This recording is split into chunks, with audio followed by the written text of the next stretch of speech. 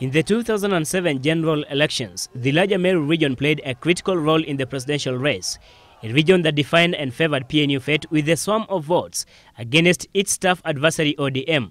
It is time again, time to design a major course ahead of the just forthcoming elections. I can see some of the MPs are worried.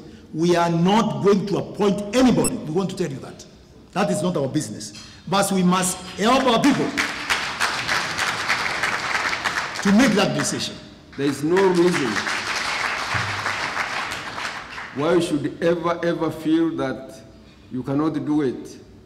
With the cooperation with the other Kenyans, you should be able to lead.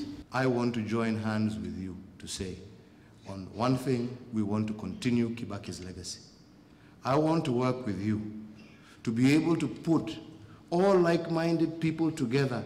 Most of the presidential hopefuls have lately been traversing the region to woo voters, and none is leaving anything to chance. Meru has a voting bloc that no one will ignore, but leaders from the area argue that the region has for a long time been sidelined politically.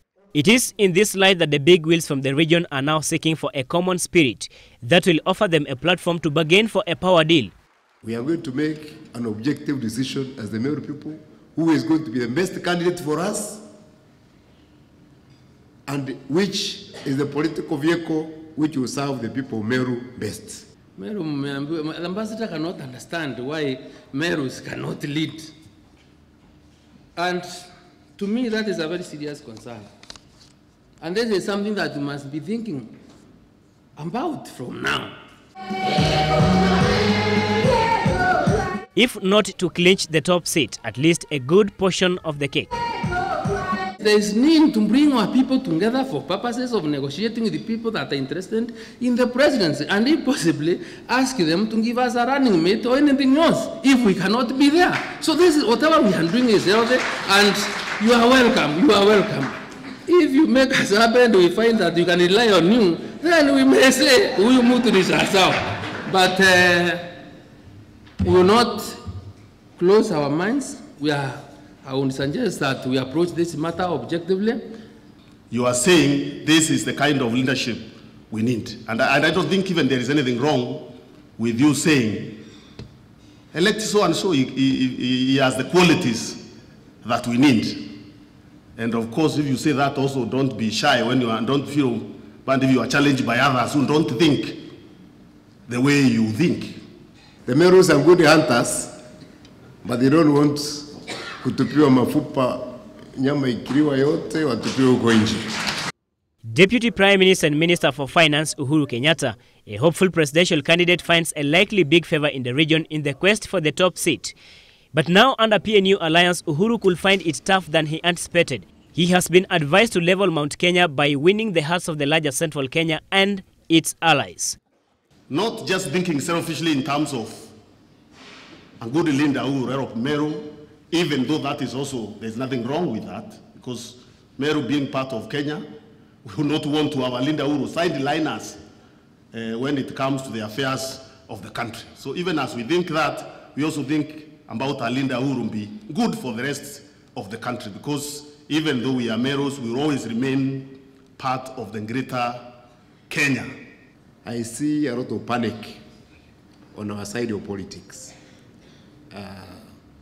You know, we have 27 parties registered in the Central Province.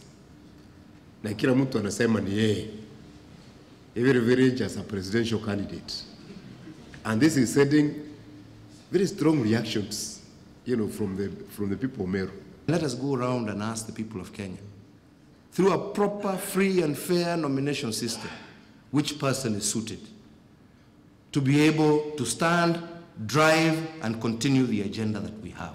Among them being the emergence of several small parties that do not wish to dance to the tune of the Blue Party. This is what has and remains to be a big challenge. So far, Central Kenya has at least 4 persons who have declared and are not letting go of their passion to succeed President Kibaki. I don't think we need to add more parties to the plethora of parties we already have in the country. Especially Central Kenya, we have so many parties. We are one of the most confused region in terms of giving birth to parties every election here. I want to tell you what we are afraid of in Meru is the cat and the dog politics. You know, the hunters go to hunt with the dogs. And they spend days running after animals in the forests. The dog faithfully running ahead of the man. And when the animal is found, the dog helps to kill, but immediately it dies.